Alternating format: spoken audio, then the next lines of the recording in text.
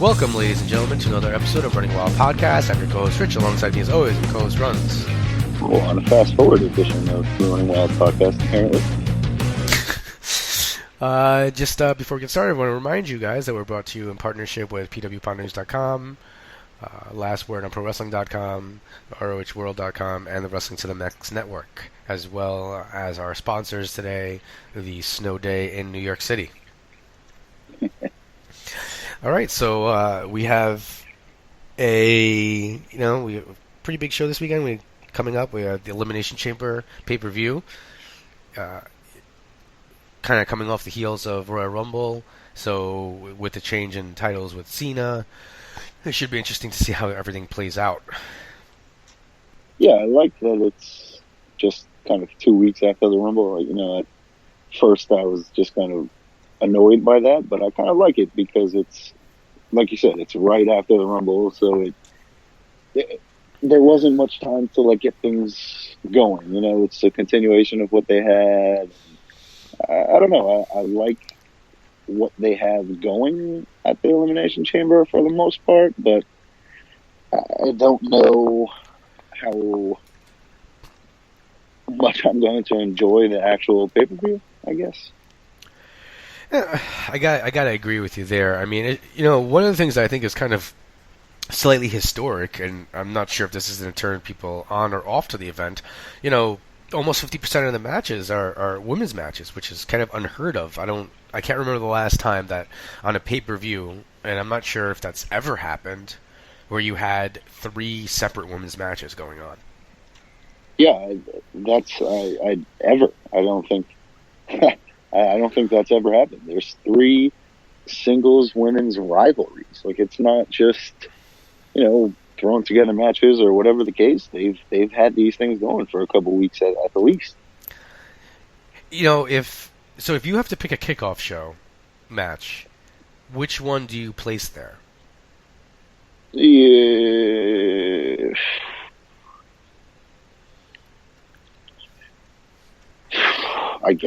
I would place Nikki Natty, but I don't know if that's going to be the case. See, I don't know if this is weird. I think it would be a bigger statement if you put the 2-on-1 handicap match as the kickoff. Right, and then you have... And leave the women's matches on the card proper. Right, I don't think that any of them are going to get bumped to the kickoff because, it's either Mickey and Becky, and those are, your 2 names on that division. Mm-hmm. And, Naomi and Alexa is for the belt, so that can't be. And Nikki and Natty are, the other 2 names that you have. So I don't see either one of those getting bumped to the kickoff. So by precedent of elimination, I don't know that anything they've announced gets bumped to the kickoff necessarily. If, they just have some random thrown together match. But I don't even know the Chamber's got to be an hour, right? Easy. Otherwise, we're looking at... what was that? December to remember. December to dismember. Dismember, yes. Yeah. Ends at 9:45, and you go, but I paid till 11. Ugh. All right, so I mean, do you want to just approach Raw and SmackDown and then head into the matches? Yeah, I mean, we could just talk about Raw quick, and then SmackDown will be addressed as we go. So some of the big news from Raw. I would say the biggest news, right, is Goldberg comes out to accept Brock Lesnar's challenge. However, he does so while Kevin Owens and Jericho are in the ring.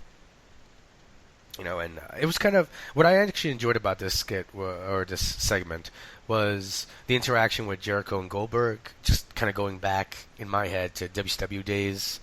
The way that while Goldberg was on a streak, Jericho wasn't going to win, but he really kind of... They had a little bit of a rivalry going on there when he had Ralphus and everything as his security guard, and he was really kind of talking trash to Goldberg, so it's kind of... I believe I've said this before, but I went to Monday Nitro with a Jericho 3, Goldberg 0 sign, so I'm right there with you in, seeing them talk and knowing that in real life they had a fight, and just going back to, like you said, the whole Ralphus angle and that whole storyline is fantastic. And it was a great nostalgic moment, to see them in the ring together.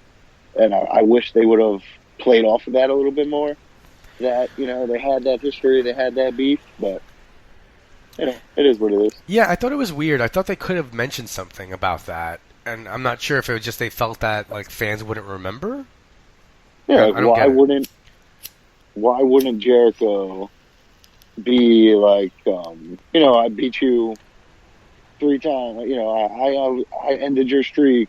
Just make something up that, you know, would get people to it. So basically, Goldberg ends up challenging. Well, through Jericho kind of getting in his face, he ends up challenging, and then Jericho accepts the challenge for the match for the Universal title at Fast Lane? Roadblock? Yep. Wait, am I? Fastlane. Fast Lane. So, I hate this. I really. The only thing that can come of this, that to me is a positive thing, is if Brock interferes in some way and costs Goldberg the championship, which then kind of ups the ante for their match. Right, and I think that could be enough, like, of a reason to explain why Brock would do that. Otherwise, it's kind of like, oh, well, why would you not want to fight for the title? But he's gotten beat down by Goldberg twice. He's so angry. He doesn't want to have, you know, Goldberg have any success, whatever the case. So you can sell that pretty easily. And I think they should, because if Kevin Owens isn't champion, it's just, like, for Owens and Styles to both lose their titles, you know, the 2 months before Mania, to Cena and Goldberg, it's just, like, come on. One of the things that I wonder, and I feel like sometimes what they do when they're booking WrestleMania is trying to get those extra buys from people who normally wouldn't do it. Who are those people? But, like, what difference, who is, okay, like, for those people who may have stepped away and are casual fans or whatever the case may be, what difference does it make to them if it's Goldberg, Brock Lesnar for the title, or if it's Goldberg, Brock Lesnar at WrestleMania? What difference does the title really make there? Maybe if you just have Goldberg, Brock regular, and then they're like, Kevin Owens is the WWE champion. Wow, that's he must be pretty good. Let me care about this match. Instead, you know, they're like, oh, who is this Kevin Owens guy in shorts wrestling Chris Jericho? Wow. Because, yeah, you're right. You know, it becomes, okay, the title is obviously always a prop, right? Correct. But it becomes much more of, like, it becomes part of their costume almost. If you look at it, if you have Goldberg going into Mania with it, it doesn't mean anything for him to hold it. It doesn't mean anything for Brock to beat Goldberg for that title. Like, that match is bigger than the title. You don't need it there. Right. I disagree a little bit. Like, it is meaningful for Goldberg to hold the belt, but it doesn't need to. Like, you could have done this 4 months ago and had him lose it at Survivor Series, or you know, it doesn't have to be at WrestleMania. And, like, this is not the time to take those extra eyes off of the Kevin Owens, AJ Styles, the guys that really matter. Well, we'll see how that plays out. I don't know where AJ goes. Like, if it's not to a Nakamura or someone like that, then it's a total letdown. I can't even. That's actually why I'm kind of looking forward to Chamber, because I want to see what develops out of this. I just don't get where you're going with. All of this is just so confusing. And then, I mean, we'll talk about that when we get into Chamber, you know, but I think I'm, like, most scared about this road to WrestleMania than I am any other, because I feel like they could book some terrible matches. Like, you know, it looks like Roman Reigns might be taking on Taker. I don't know if that's what I mean. If Roman goes over,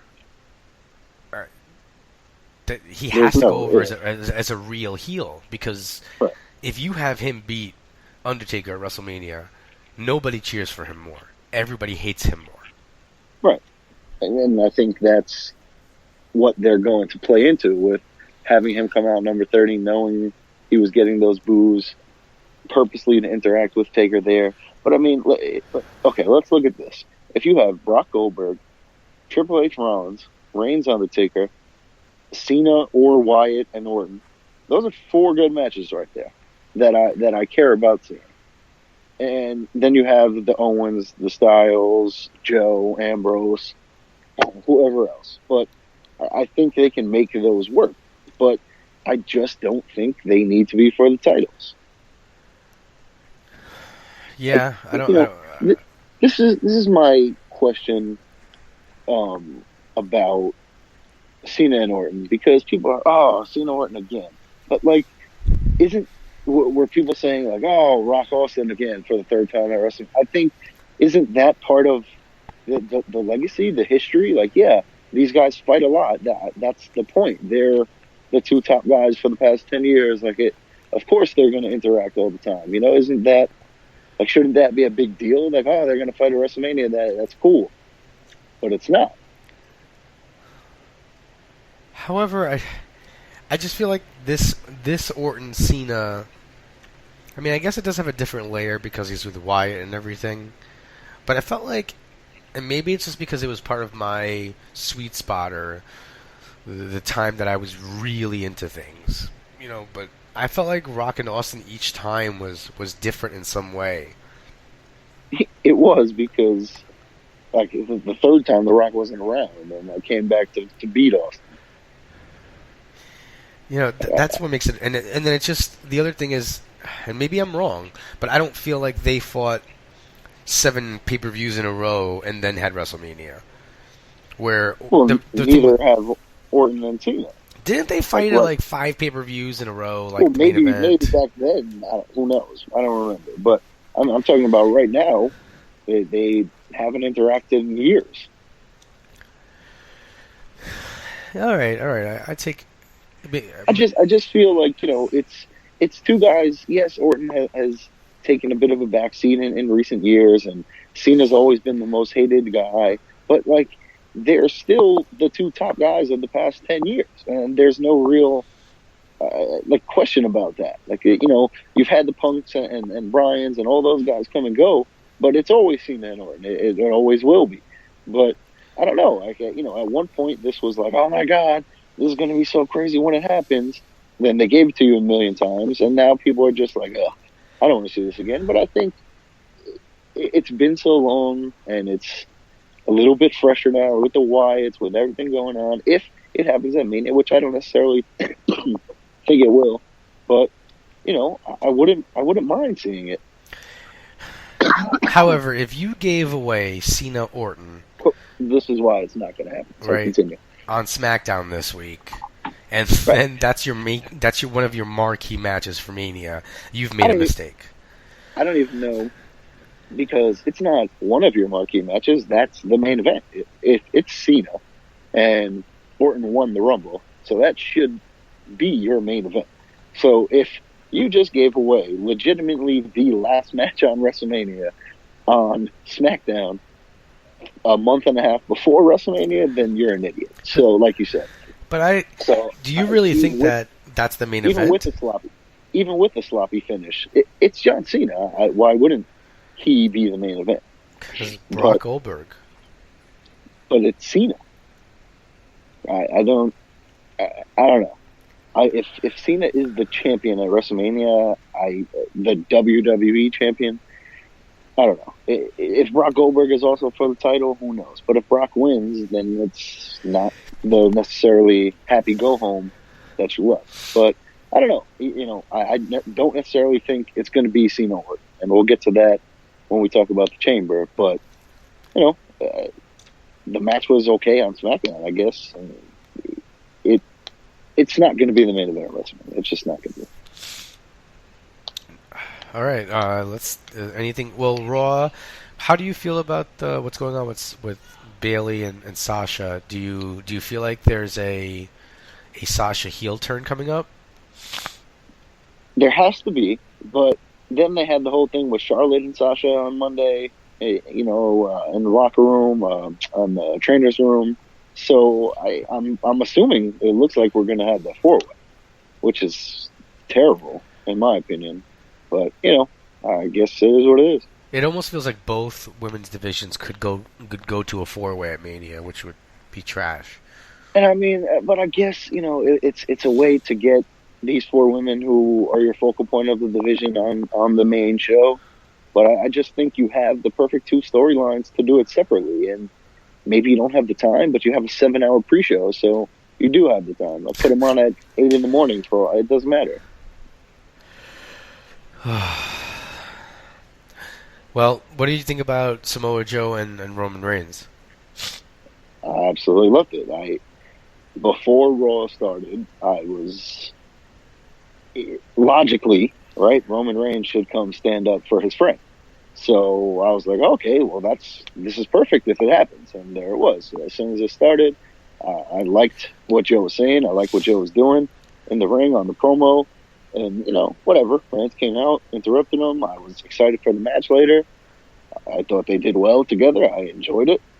And, I'm really excited to see what Samoa Joe can do, later on Raw at WrestleMania and see where he goes.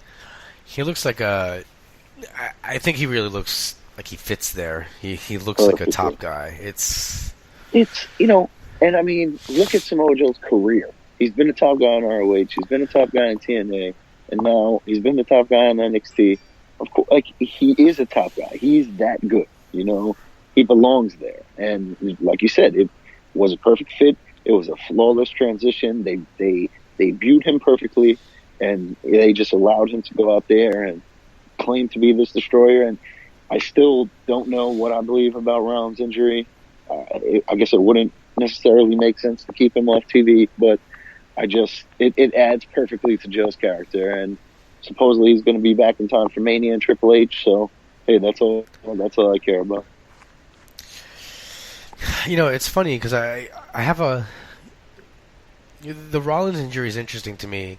I mean, I obviously have not hurt it on the same level, but I've hurt my knee a little bit, and like just the other day I was getting up off the train and I stepped the wrong way and I felt a little slip, So it's completely believable that he could have totally tweaked it once again and messed things up there. So the MCL, you don't need to have surgery. It just scars over, and eventually it's fine. There are certain things that still it shouldn't be done completely and all the time. But, if you don't have surgery, it scars over and eventually it's fine.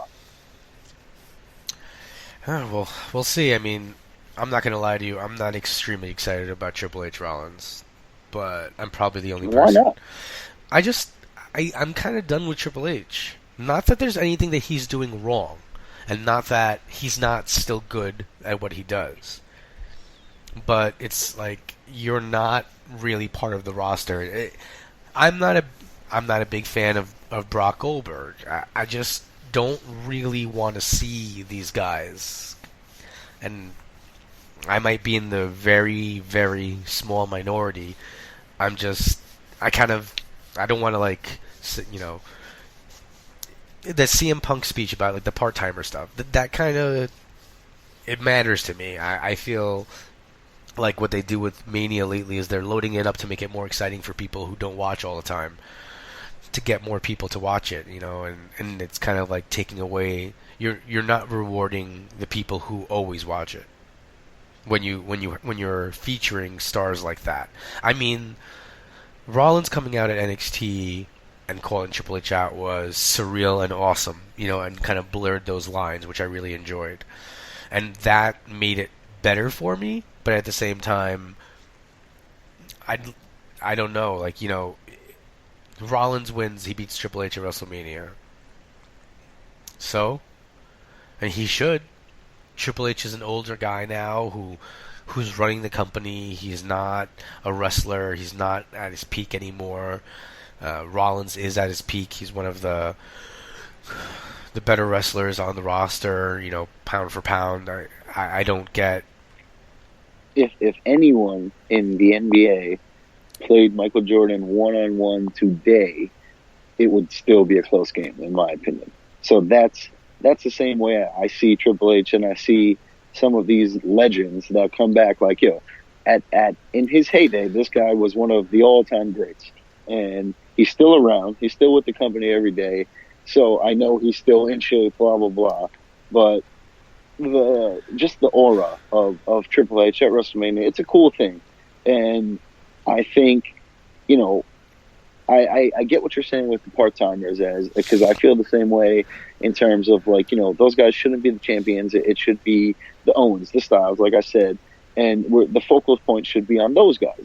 But if Rollins beats Triple H, then that gives him something. That gives him a step up in his career, and the same goes for Reigns with Taker. That gives him a step up, and Brock and Goldberg, them fighting each other is fine with me, because okay, that's a cool spectacle and it's out of the way of everything else.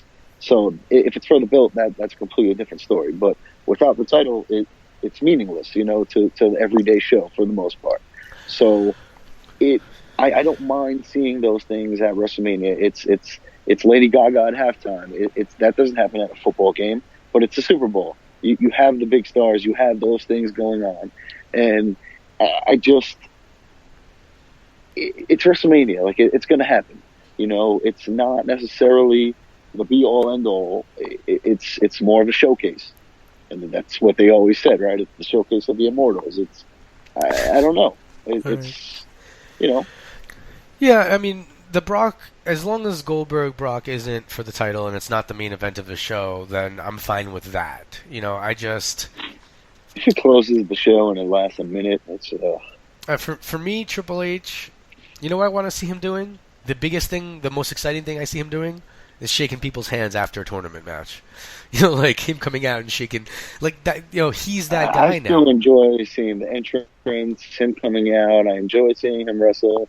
I don't mind. Like, he's still the man, and he's taking over that Vince role of when the top guy needs to have that match with the authority. It's him, and it's different because, unlike Vince, this guy is a wrestler, and this guy was a however many time world champion and still has that threat with him. So I don't mind seeing Triple H in that role, because that's what he does. If Vince could do it, then I'm fine with Triple H. The same with Shane. When Shane has that one match, if it's Taker, if it's Styles this year, or whatever the case, that's fine. Those guys are around so much. They're involved in the storylines. Him and Rollins has been building forever. So they don't need to do anything else storyline-wise to have this match at Mania. It's done. All right. No, I mean, we'll see how it plays out. I'm interested to see it. I want Mania to be that spectacle for me, I guess. And as I've been rewatching Manias going forward, I remember, and granted, I was younger, but I remember that feeling of this is huge. Right. So what's going to get you there feeling that way more? Goldberg and Brock, or Kevin Owens and Braun Strowman? Like, the answer is Goldberg and Brock. It's, that's why they're there, to give you that, oh man, this is so crazy. This doesn't happen at a Fast Lane. This doesn't happen at these other pay-per-views, All right. Oh, point taken. All right, I mean, the rest of Raw, there's not really a lot. I mean, Zayn had a match with Jericho for the U.S. title. It felt very... I really thought he was going to win. I thought he was going to win. You did? Yeah. See, I thought... the way that Owens was like, I got your back just like you're going to have my back, I felt like maybe this is where Owens cost him, or something happens where Owens distracts Jericho by accident and allows Zayn to get the win, which infuriates both of them even more. I wonder... and gives Zayn that, like, I got that one over on you to hold over his head later on. I wonder if there was a part of me... See, I never thought that Jericho was going to lose that match. I'm wondering if... What if Brock comes back next week? And then Owens basically accepts a challenge for Brock to wrestle for the U.S. title at Fastlane. And then Goldberg and Yeah, Brock both screw and each then we other. have Brock Goldberg for the U.S. and Universal title on WrestleMania. Or they both screw each other, and Nope, then, that wouldn't happen. You know that. please God. I just, like you're saying right now, I really just pray that Brock comes out and costs Kevin Goldberg the title, because it really would be a shame and just unfortunate for those guys. All right, I guess like two other notes really, and that's really it. You had Tozawa You versus. don't talk about Braun Strowman beating 4 people? No? Oh well. That was a joke. Yeah, I mean, I like the guy who just got out of the ring. That would be me. Yeah, that was good. That was good, and I like that. Like, oh, you call this competition? All right, fine. Now he got Roman Reigns at Fast Lane, so perfectly fine. I mean, at the same time, I don't love when a guy is able to beat, like 4 other guys. Like, come on. I legitimately think that if those 4 guys tried to jump Braun Strowman on a subway, he would win. So I think it would play out exactly the same. Like, one guy would eventually just be like, yo, fuck this, guys, I'm out of here, and just go. I think that's exactly how it would play out. I guess I like to think that there'd be more coordination and that somehow. You like to have faith in the smaller guys, but it doesn't always play out that way. I don't know why, but it's something I've always felt in my life. I can never put a grasp on it. Speaking of which, Marty Scurll the other day tweets out that he's, apparently people have, he's had some issues where people mispronounce his name. And then, like a day later, he tweets out that, he goes, it's bad enough that people don't know how to say my name, but worse when I'm billed as 5'7" when I'm actually 5'9". And I respond, to those of us who are not 5'7", it's kind of offensive that you're, that you're so angry that you're billed as 5'7", not 5'9". So, yeah. I was like, man, that's insulting. So, the idea of being 5'7", which I'm not, makes Scurll angry. But I guess if I was billed as 5'4", I'd be pretty furious. Right. All right. You had Tozawa facing off against Gulak on Raw, so Tozawa's kind of Raw debut. What did you think? It was cool to see Tozawa on Raw. I've seen a little bit of him throughout the years, and I've always heard about him in Hero or him and Owens or in Team and PWG, that sort of a thing. So I've always heard about him through there in Dragon Gate. But, to see him on Raw was cool. I love the Austin Aries interview afterwards. It's like, okay, great, yeah. And, just interviewing him, and he only spoke Japanese.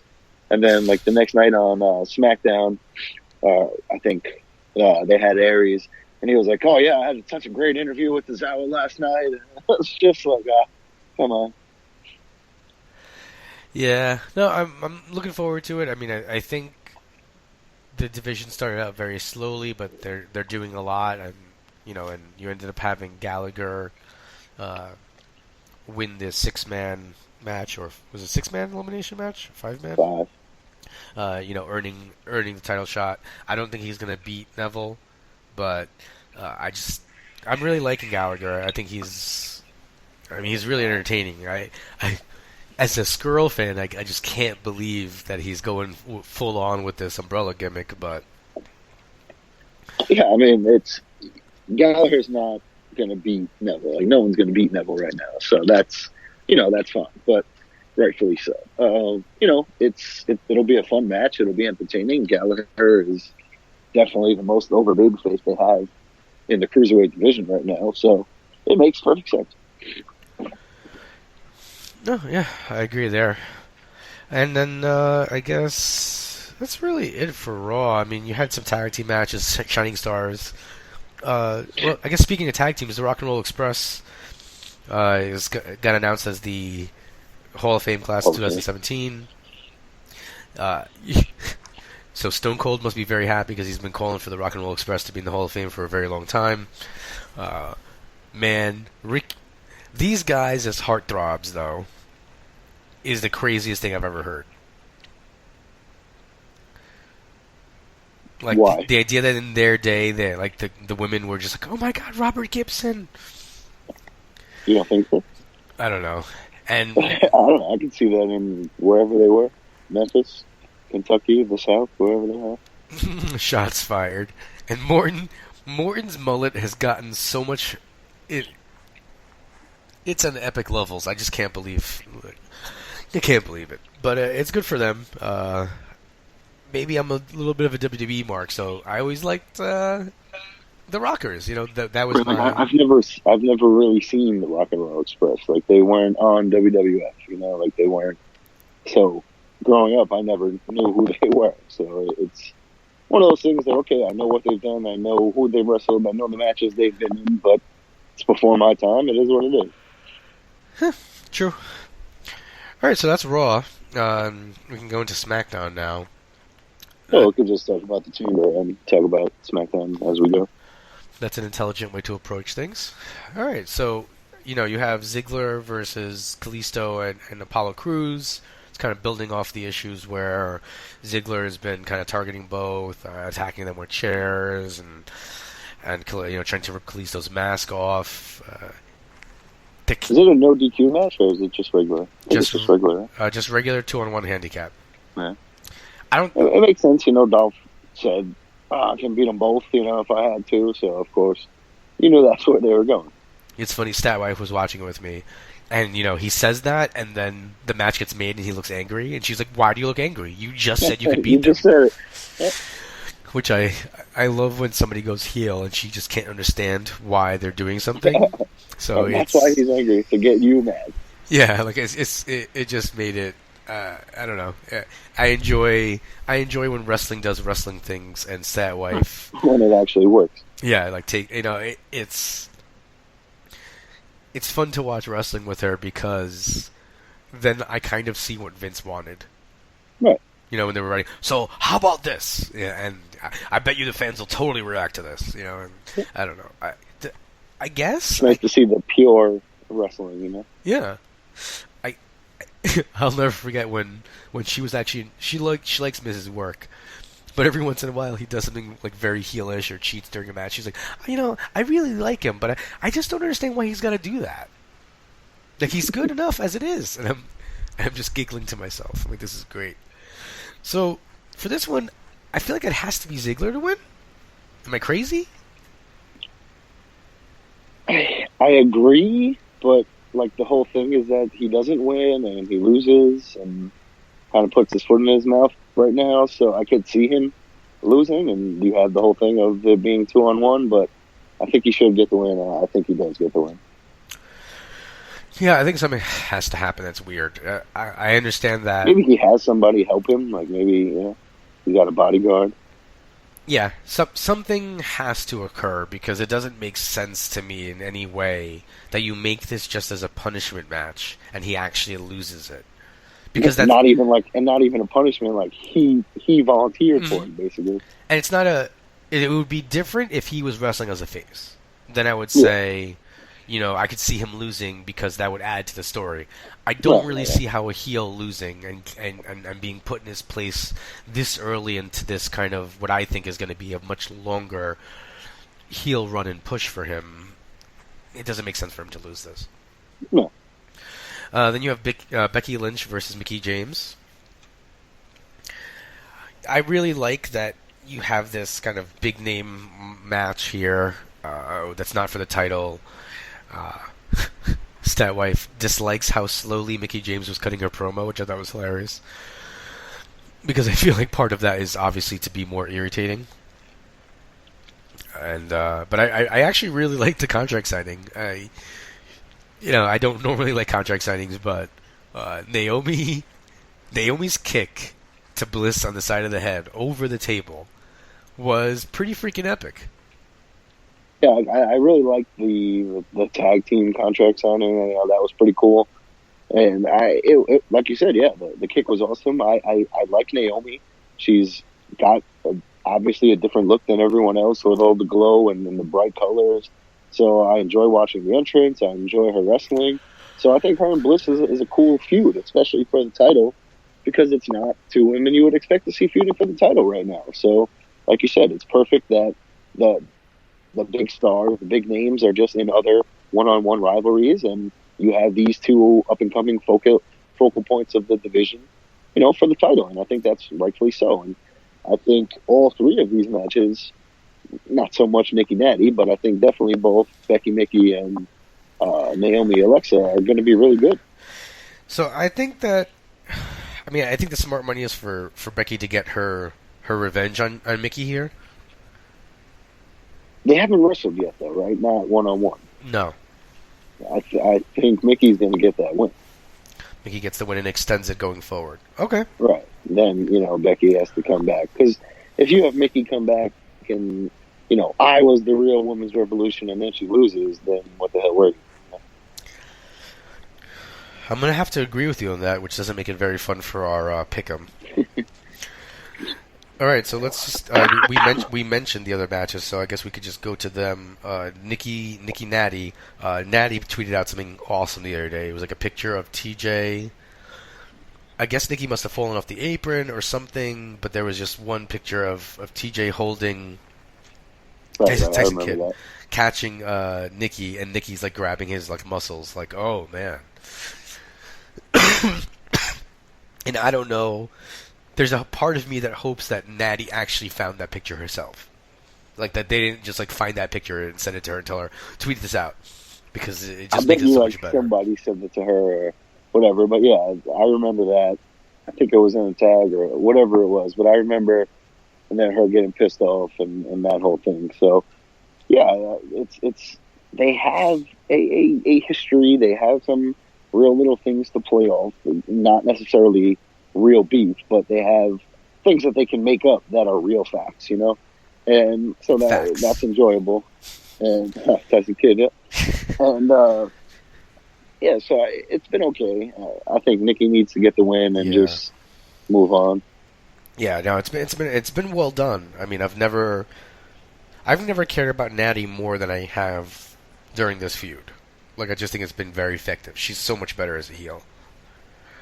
Yeah, I guess, like, I cared about her 0%, now it's like 3, so yeah, I guess. Alright, so we're unfortunately in agreement for that match. Let's the other one is going to be the same. Let's break up the... Naomi. Yeah, I guess we'll just address that now. I didn't want to lump them together, but I don't see any way that Naomi wins. There's no other matches on the card.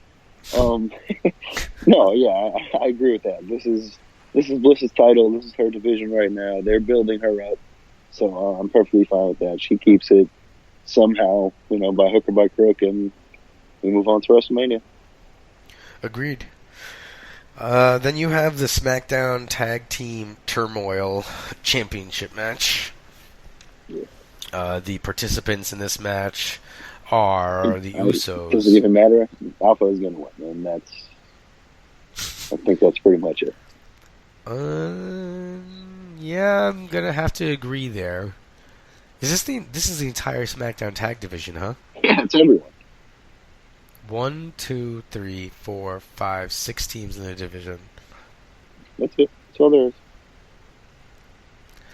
There's a part of me that feels like the Usos should win, but they haven't even been on TV in a month. It's just like you need at some point, if somebody else doesn't win... They need the revival. Yeah. They need the revival.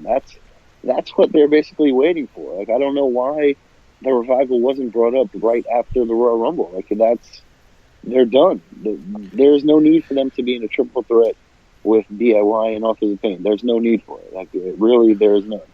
They should be on SmackDown. They should be fighting Alpha for the tag titles at Mania. That should be it. I mean, the only thing I can think is this would continue, like, DIY... Okay, so, like, say DIY wins the triple threat match, gets the titles back, but they pinned Revival, then the Authors of Pain can say we still weren't pinned. And then that can continue that issue a little bit more.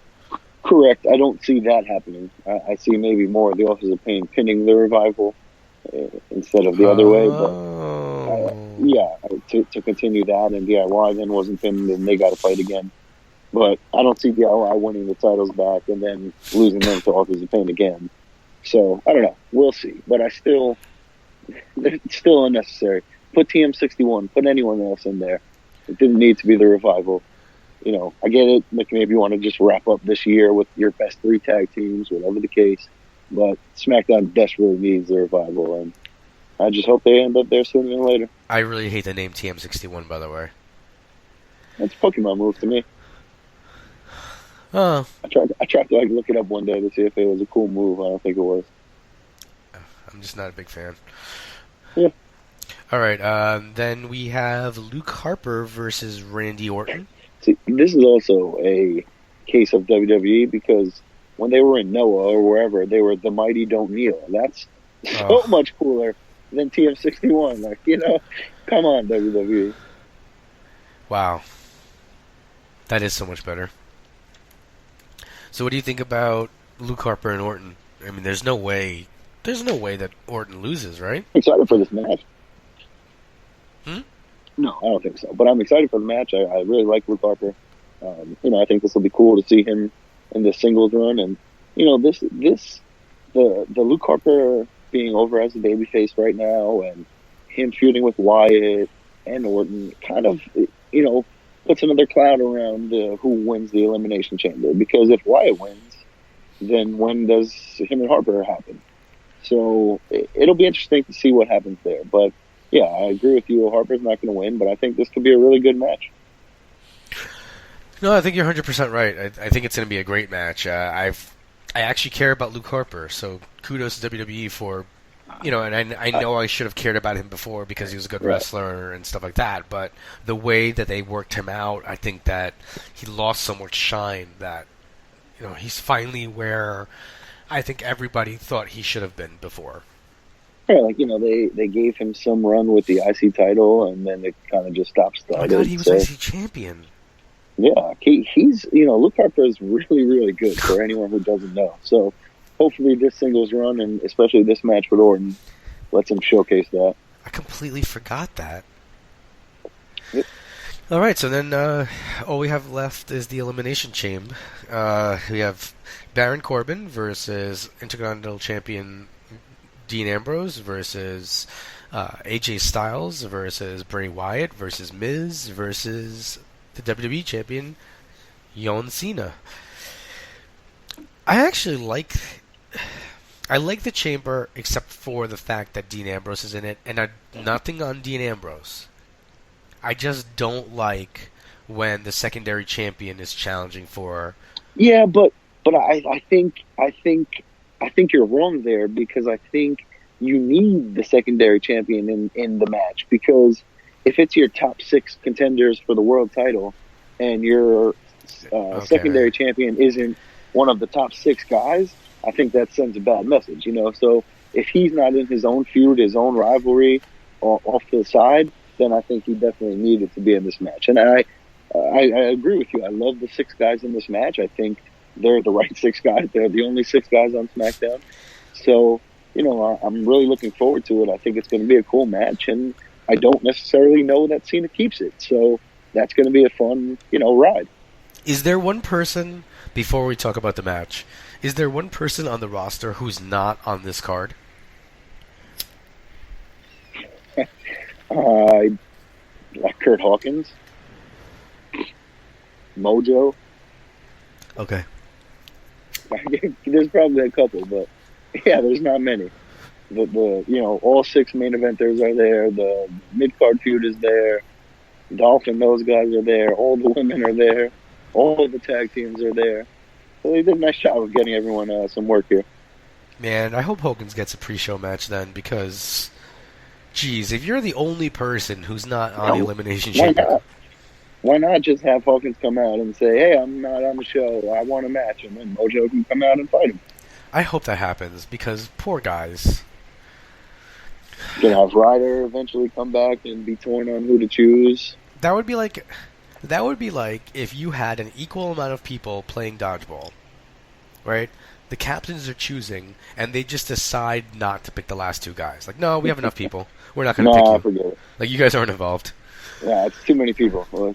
Too crowded on the court. Did you see Gronk Gronk posed with the belt that WWE sends title belts to everyone. So Gronk posed with the belt, him and his brother, and he said, "Gronk Bros versus Hype Bros, make it happen." Like, oh man, thank God him and Mojo are boys. You know, it'd be great. So they sent him the WWE Championship, right? Like with the black background. Yeah. Imagine if, just as like some sort of heel move, they do publicity where Owens sends the Universal title, especially since it's red, to the Falcons, and says that they're the real Super Bowl champions. Except they lost, so you can't do that. Yeah, You would just be completely acknowledging that the Universal title is the second championship. I want to go out and buy those, printed Super Bowl champion Falcon stuff, and just forget that the Patriots won. That's personally what I want to do. Just move to Africa, and you'll probably get some eventually in the mail.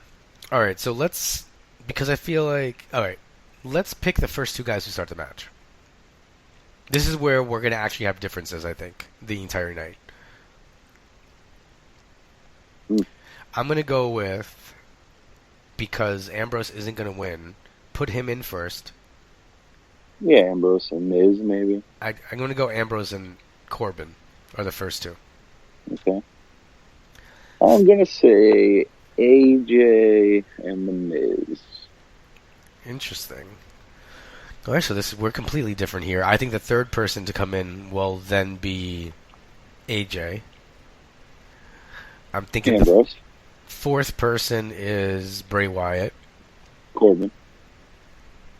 Fifth person is Cena. Wyatt. And last is Miz. Cena. You think Cena stays in the chamber the entire time? Yep. I actually think he might be one of the first two. Huh. But it just, that narrative off. just played out perfectly. Yeah, because it was IC guys and then Wyatt and Cena, like whatever. Who wins? That's the question. Okay, so Ambrose, no. Right, like that, he's not going to win. Corbin, no. No. Corbin's starting an issue. He's going to start. Corbin is, him and Ambrose are going to come out of this feuding. Okay. AJ, I don't. No. Oh, that would be wonderful. He doesn't win it though. It's too quick for him to win it back. Right. The Miz, I don't believe so. And Cena Wyatt. I actually think it's going to be Wyatt. Have you? I agree. Have you heard potentially Cena and Nikki against Miz and Maurice at WrestleMania? Have you heard that? Yeah, I've heard that. I don't know. I've heard it like other people talk about it. I never like read the report myself, so I don't know really where that started. Interesting to me. That would be a waste of Cena and the Miz, but I don't know. I was listening to something to wrestle with, and they were talking about WrestleMania 6 and how Savage, it was Savage and Sherry versus Rhodes and Sapphire, and the co-host Conrad Thompson, whatever, he's basically like, how do you have Macho Man lose the title at WrestleMania 5 and then be in this mixed gender tag match? And Pritchard was like, it was a big deal. I mean, Savage and Rhodes were a big deal against each other, so it was kind of huge. I don't feel that way about mixed gender tag matches. I feel like they're not as important. So right, like it could be okay, like it could be a good story, but I don't want to see Cena and Miz in a tag team match. Here's a reason why I think it might work or it might happen. 2 words: Total Divas. Right. They always have to have a Total Divas match. Yeah, but just with the top guy and the guy who's been the best thing on SmackDown other than Styles, like that's. Yeah. I'll tell you though, it'll be some fantastic Total Divas episodes going down in the future if that's the match. Yeah, it'll also be some good storytelling with those guys and their wives or girlfriends getting involved. So it'll be okay, but I don't know. It'll be interesting to see if and how we get there. How about a triple threat mixed gender match where you add in James Ellsworth and Carmella? Ellsworth. That would be awful. Yeah. Who else? Renee and Dean Ambrose can be in there. Oh, man. Naomi and the Uso. I think that all of WrestleMania should just be booked on Total Divas. Yeah, there you go. All right, so that's. I mean, I really can't think of anything else to cover for that show. No, that's pretty much it for WWE. All right. Just by the time you guys hear this, Ring of Honor will have released two VODs. They were Undisputed Legacy and Honor Reigns Supreme, two shows that were taped last weekend. This coming weekend, they have another two. One is called Excellence. That's the first show on Saturday, and the second show is The Experience, which is kind of like they had like fan voting for some of the matches. I believe also it is a television taping. So, you know, a lot of stuff's happening there. I mean, you have Kevin Kelly. Reports indicate now that he's not going to be his role's changing a bit. He won't be in every show. Last weekend, you actually didn't have him calling any of the shows because he was over in New Japan. So you had Ian Riccaboni doing play-by-play, and you had Silas Young doing color. I've listened to like half of the first show, and I actually like the tandem. I think it's a pretty good pairing. As much as I like Carino and Whitmer, I'm sorry, Carino and Kelly, I think one of the things that I missed, and this is just a personal thing, I like more of the heel babyface dynamic on commentary. So as much as Carino would kind of be heel and sell that, you know, I used to be a heel, and Kelly would say, oh, you learned that at the heel school, whatever, it's kind of stuff like that. The Rule Breakers committee, things like that. I didn't buy him as really being that heel, so I like having Silas there. I think it adds something interesting, and you know, hope going forward, I think you need to give guys time to get that chemistry, you know. And I thought it was pretty. So far, it's been pretty good, so I want to see how it continues. I'm kind of excited to see that. Then Donovan Dijak just released a video on Twitter, basically addressing his contract status. He's going to have a match this weekend against Marty Scurll, and you know, on TV this week, he actually earned the shot at the TV title by beating the other members of basically the extended Motor City Machine Guns family. So he cuts his video, by the way, amazingly, with no shirt on. He's just in jeans with no shirt. It's not like he's in his gear. So he's obviously just at home. And I kind of, in my mind, I imagine that he was just sitting on the couch. He was like, yo, I'm going to cut a promo right now. And he just stood up and set up the camera and did it. But he ends up kind of referencing Alundra Blaze and adding a little bit of heat to this match by saying that I'm not booked with the company going forward. However, I could just take the title, win the title, and leave with it. You know, right, but he's not going to do that. So yeah, but I actually like that they did that, though. I think it at least it adds a little bit to what's going on there. Right. It makes it definitely more interesting. So, you know, Ring of Honor 2017 is going to be about building more stars. You know, and with Dijak and Lee walking, you know, and Kincaid, who's also been wrestling for them. Now, basically, all wrestling, at least for the time being, under the Evolve banner. You know, it's time for them to be stepping up with other guys. They're going to have that top prospect tournament also this weekend. So I think we're going to see. I don't know. I mean, at the same time, the 2015 top prospect tournament winner, Donovan Dijak, is now not with the company.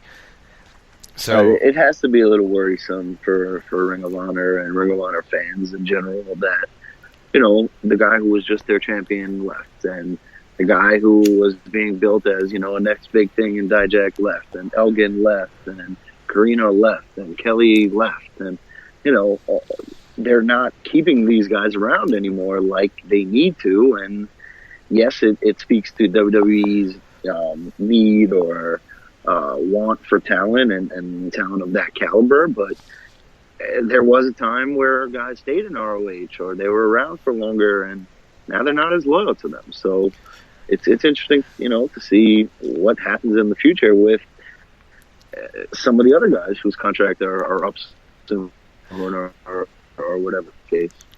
Yeah, I mean, I think that the company has kind of like been built on this idea that at some point this happens, right? Like, I mean, they had Punk, they had Bryan Danielson, they had Steen, they had Generico, they had Jimmy Jacobs, they had Tyler Black guy, who's apparently pretty successful now. So they had, you know, AJ Styles was there, so Samoa Joe. So part of me is a little excited also to see what's going to happen.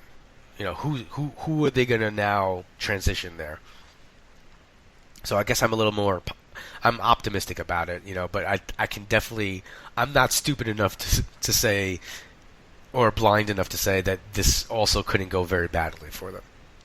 Right. You know, the guys that you just mentioned that left, they left after they were the ROH champion and after they pretty much ran their course.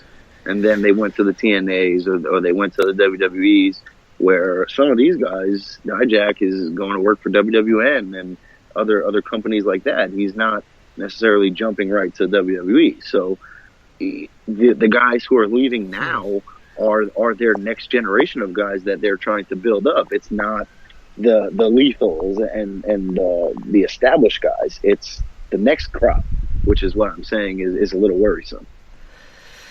Oh, I can't disagree with you. I mean, I think the only thing we can do is like sit back and watch what happens. I think the TV tapings will kind of tell us a lot. And right. They're loaded. You know, they have plenty of talent. They'll be fine. But it's just that you're spending so much time building these guys up, and then they're just kind of like, okay, we don't like what you're doing with us. We don't want to be here. ACH, you know, that sort of thing. You know, that adds up. No, you're completely right, man. Right. It's a very interesting period, I think, and I think it bears watching. So yeah, I might be the only person who watches every single piece of thing they put out, and we'll be talking about it every week and keeping you guys updated. All right, any other big news this week, or is that about it? No, that's pretty much it. All right, so it looks like I'm going to have a hardcore match outside in the snow with my son in a few minutes. Just want to remind you guys. Yeah. I hope he's tall enough. Like, this snow is no joke, man. Yeah. By the way, I'm putting it out there right now. God, if we have tomorrow off. All right. No, there's no way. All right. So I just want to remind you guys, send us some emails over at runningwildpodcast@gmail.com. Comments, questions, anything. We'd love to share it on air. Also make sure you check us out on Twitter, Running Wild Podcast, at Running Wild Podcast LWOS. Generally, Runz over here tweets some interesting things when he feels like it, and I tweet ridiculous stuff. So we don't even have to put our names on who's tweeting what. It's 100% obvious. But go check us out. We just broke the 200 follower barrier, so make sure you guys get on that, and you guys can say years from now, you know, I was one of their earliest followers. So definitely a good idea for you guys. Make sure you check out our website, runningwildpodcast.com. Very fancy. You can check out pictures along with our audio and the write-ups of all our episodes. We have some great back interviews that you might want to check out. We had tons of Ring of Honor guys, so go ahead. I think Runz's eyes are glazing over, so I better head a little quicker into the home stretch. No, I had the WWE game on, and it's Nakamura and Brock at Wrestlemania, and Brock just grabbed the rope on a pin, and the ref didn't see it, and counted the 3 for Nakamura. That would be I couldn't even write this stuff. Huge. I mean, that's why I was just like, what the? Oh, man, this is fantastic. All right. You can check me out on Twitter. You can follow me on at Rich Laconi. That's LACONI. You can find all my... I almost forgot how to spell my name. Spell your own name. Shut up. You can check out all my Ring of Honor coverage over at pwponderings.com, and make sure you head over to lastwordonprowrestling.com for more of my WWE coverage, kind of varied stuff going on there. And I'm just now trying to think of more things to say to make this longer, so that Runz gets a little irritated. But he's in a really jovial mood because I think we're both off today because it's a snow day, so I don't think anything can make us upset. Nope. All right, but with all that out of the way, thanks for listening, guys. Make sure you guys go over to iTunes. Leave us a review. Whatever stars you want to, and comment. And make sure you subscribe so you guys get these episodes every week. With all that out of the way, I just want to remind you guys that you've listened to the podcast that is just too sweet.